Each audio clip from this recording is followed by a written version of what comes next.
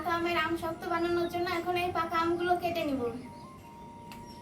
এই যে এই আম এখন কাটবো।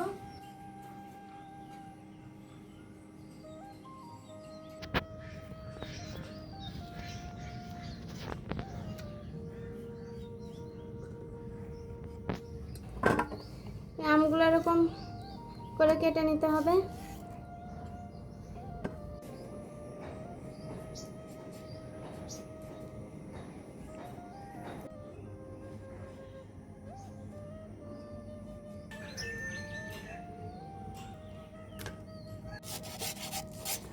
আমার এখন পাকা আম কাটা শেষ। এই পাকা আমগুলো এখন হাত দিয়ে একটু চটকাই নেব। আমের খোসাগুলো এখানে ফেলতেছি, এটা পচে গাছের জন্য সার তৈরি হবে।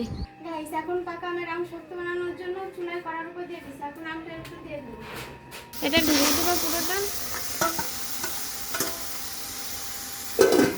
এখন আস্তে আস্তে করে জাল করে এটা সিদ্ধ করে নিতে হবে।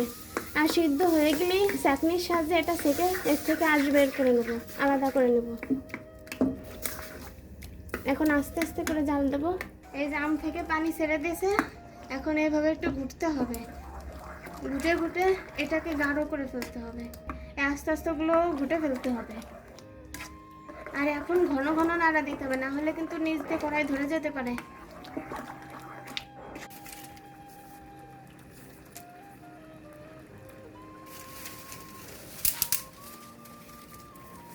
আমার আম সিদ্ধ করা হয়ে গেছে, এখন এটা নামাই নেব। নামাই এখন এই ছাঁকনিতে ছাঁকবো।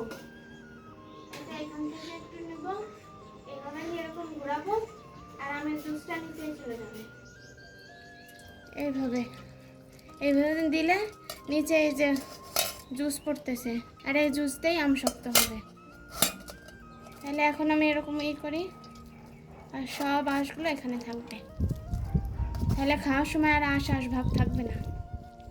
এই যে আমের রস বের হয়েছে এতটুকু, আর এখান থেকে কতখানি কাঁচ বের হয়েছে। জাল চলে গেছে, কড়াইটাকে বেশি গরম করব না। এরকম অবস্থায় চিনি দিয়ে দেবো। আম যেহেতু মিষ্টি, তো চিনি এতটুকুই দেবো। আর অল্প একটু, বেশি চিনি লাগবে না, আম তো পাকা, আমারও মিষ্টি আছে। চিনিটা জাল করে নেব।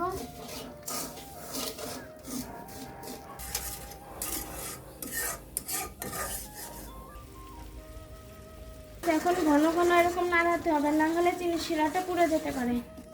লাল হয়ে আসছে, এখন এর ভিতরে আমটা দিয়ে দেবো।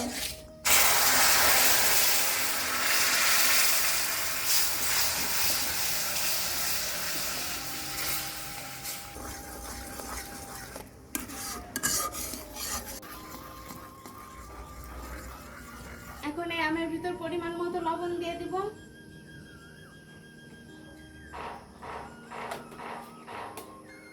লবণ দিয়ে ভালোভাবে মিশিয়ে নিতে হবে আমের সাথে। এখন এটা হয়ে গেছে, এখন ঠান্ডা হয়ে গেলে প্লেটে বাড়বো। এখন এই প্লেটে সবটুকু দিয়ে দিব, তাহলে মোটা করে হবে না। এখন এটা রোদে রেখে দেব।